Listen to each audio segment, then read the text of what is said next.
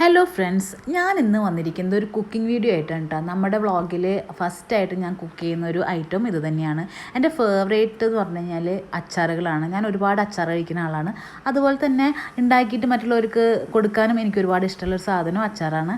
ഇതുവരെ അങ്ങനെ അച്ചാറിട്ടതിലൊന്നും ഫ്ലോപ്പ് ആയിട്ടൊന്നുമില്ല. അങ്ങനെ നമ്മളുടെ വീഡിയോയിലേക്ക് കടക്കാം. അച്ചാറിന് വേണ്ടുന്ന സാധനങ്ങൾ വളരെ കുറച്ച് സാധനങ്ങളേ വേണ്ടുള്ളൂ. നമ്മളിവിടെ ആർട്ടിഫിഷ്യലായിട്ട് ഒന്നും ആഡ് ചെയ്യുന്നില്ല. അപ്പോൾ ഫസ്റ്റ് നമുക്ക് കുറച്ച് ഇഞ്ചിയും പച്ചമുളകും വേപ്പിൻ്റെ ഇല പിന്നെ വെളുത്തുള്ളി അങ്ങനെയുള്ള സാധനങ്ങളൊക്കെ നമുക്ക് അരിഞ്ഞ് വെക്കാം. ഈ റെസിപ്പി നിങ്ങൾ ഫോളോ ചെയ്യാൻ ആഗ്രഹിക്കുന്നുണ്ടെങ്കിൽ ഇതെല്ലാം ഒരു 100 ഗ്രാം കണക്കാക്കിയിട്ട് നിങ്ങൾ എടുത്തോ. അതുപോലെ തന്നെ ഇതിലേക്ക് ആവശ്യമുള്ള സാധനങ്ങൾ എന്ന് പറയാനായിട്ട് മുളക് പൊടി, മഞ്ഞൾപ്പൊടി, പിന്നെ കുറച്ച് കാശ്മീരി ചില്ലി, പിന്നെ കുറച്ച് കായംപൊടി, ഇതെല്ലാം ഞാൻ എടുത്ത് മാറ്റി വെച്ചിട്ടുണ്ട്. ഇനി നമുക്ക് അടുത്തതായിട്ട് ഒരു പാനിൽ കുറച്ച് വെളിച്ചെണ്ണയല്ല ഞാനിതിൽ ചേർക്കുന്നത്, നല്ലെണ്ണയാണ് കേട്ടോ.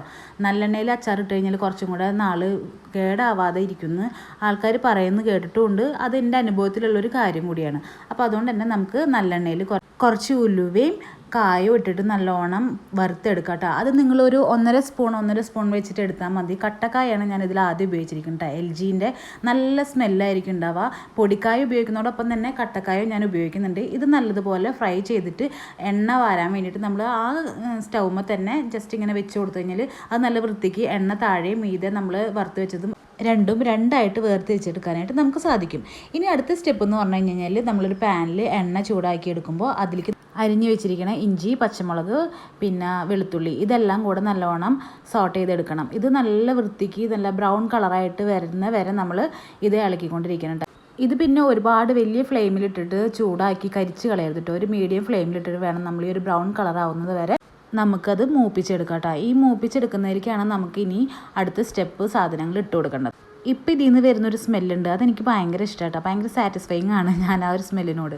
അടുത്തതായി നമ്മൾ എന്താ ചെയ്യേണ്ടതെന്ന് വെച്ച് കഴിഞ്ഞാൽ മൂത്ത് വരുന്ന ഈ ഇൻഗ്രീഡിയൻസിലേക്ക് നമ്മൾ എടുത്ത് വെച്ചിരിക്കുന്ന മുളക് പൊടി, മഞ്ഞൾപ്പൊടി, കായംപൊടി, പിന്നെ കുറച്ച് കാശ്മീരി ചില്ലി, ഇത് നമുക്ക് ഓപ്ഷനിലാണ് കേട്ടോ. കാരണം വെച്ചെങ്കിൽ കളർ ഉണ്ടാവണമെങ്കിലും ആ അച്ചാറിൻ്റെ ഒരു വൈബ് നമുക്ക് നോക്കുമ്പോൾ കാണാനും കാശ്മീരി ചില്ലി ഉപയോഗിക്കുന്നത് അടിപൊളിയാണ് കേട്ടോ.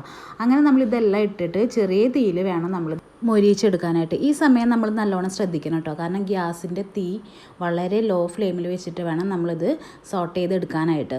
അല്ലെങ്കിൽ ഇത് കരിഞ്ഞു പോകാനുള്ള സാധ്യതയുണ്ട്. കരിഞ്ഞു പോയി കഴിഞ്ഞാൽ നമ്മൾ ഇത്രയും സമയം പണിയെടുത്തത് വെറുതെ ആവും. നമ്മൾ കഷ്ടപ്പെട്ട് പണിയെടുക്കുന്നത് ഇത് നാശാവാനല്ലല്ലോ. അപ്പോൾ അതുകൊണ്ട് തന്നെ ഒന്ന് ശ്രദ്ധിച്ചാൽ നല്ലതാണ്. അങ്ങനെ അത് നല്ലോണം തിളച്ച് വരുന്ന സമയത്ത് ഇതിലോട്ട് നമ്മൾ സൊറുക്ക അഥവാ വിനാഗിരി 1.5 കപ്പ് അളവിൽ നമ്മൾ ഒഴിച്ചു കൊടുക്കണം. അതും ഒഴിച്ചു കൊടുത്തിട്ട് നല്ലതുപോലെ അത് തിളയ്ക്കാൻ അനുവദിക്കുക. ഈ സമയത്ത് നമ്മൾ 1.5 സ്പൂണ് ശർക്കരപ്പൊടി ആഡ് ചെയ്ത് കൊടുക്കുന്നുണ്ട്. എൻ്റെ കയ്യിൽ ശർക്കരപ്പൊടി ഉള്ളതുകൊണ്ടാണ് ഞാൻ ശർക്കരപ്പൊടി ഇട്ട് കൊടുക്കുന്നത്. നിങ്ങളുടെ കയ്യിൽ ശർക്കര അച്ചായിട്ട് ഉള്ളതാണെങ്കിൽ അതിൻ്റെ ഒരു കഷ്ണം ഇട്ട് കൊടുത്താലും മതി കേട്ടോ. എന്നിട്ട് നല്ലപോലെ അത് എന്താ പറയുക മെൽറ്റ് ആവാൻ അനുവദിക്കുക. എന്നതിന് ശേഷം നമ്മൾ ഇതിലേക്ക് ഇട്ട് കൊടുക്കുന്ന മെയിനായിട്ടുള്ളൊരു ഇൻഗ്രീഡിയൻ്റാണ് നമ്മളുടെ താരം അഥവാ ചക്ക. ഒരു 100 തരം ഫ്രൂട്ട് എൻ്റെ മുന്നിൽ കൊണ്ടുവച്ചിട്ട് ഇതിൽ ഏതെങ്കിലും ഒന്ന് നീ എടുത്തോളാൻ പറഞ്ഞു കഴിഞ്ഞാൽ ഞാൻ ആദ്യം എടുക്കുക ചക്കയായിരിക്കും. അത്ര ഇഷ്ടമാണ് എനിക്ക് ചക്ക എന്ന് പറഞ്ഞൊരു വികാരമാണ് എനിക്ക്. അങ്ങനെ ഈ വികാരത്തെ ഉപ്പും മഞ്ഞളും തേച്ച് പിടിപ്പിച്ചിട്ട് ആവിയിൽ ഒരു 10 മിനിറ്റ് വേവിച്ചെടുത്തിട്ടാണ് കേട്ടോ ഞാൻ ഈ ഒരു പരുവത്തിലാക്കി വെച്ചേക്കണം. അങ്ങനെ ഈ വേവിച്ച് വെച്ച ചക്ക നമ്മൾ ആക്കി വെച്ച മിശ്രിതത്തിൽ എന്താ ചെയ്യേണ്ടതെന്ന് വെച്ച് കഴിഞ്ഞാൽ വളരെ ലൈറ്റായിട്ട് ഇട്ട് കൊടുക്കണം. അങ്ങനെ പെട്ടെന്ന് ഇട്ട് കൊടുത്തിട്ട് ഒരുപാട് അങ്ങനെ സ്പീഡിൽ ഇളക്കി കൊടുക്കാനൊന്നും പാടില്ല. കാരണം ഓൾറെഡി ഇത് വെന്ത് പോയ ചക്കയാണ്. അപ്പം നമ്മൾ സ്പീഡിലിട്ടിട്ട് ഇളക്കി കഴിഞ്ഞ് കഴിഞ്ഞാൽ എന്താ ഉണ്ടാവുക വെച്ച് കഴിഞ്ഞാൽ അത് കുഴഞ്ഞു പോകും. പിന്നെ അതങ്ങനെ ഉണ്ട പോലെയാവും. നമ്മൾ എരിശ്ശേരിയൊക്കെ ഉണ്ടാക്കില്ല അതുപോലെ.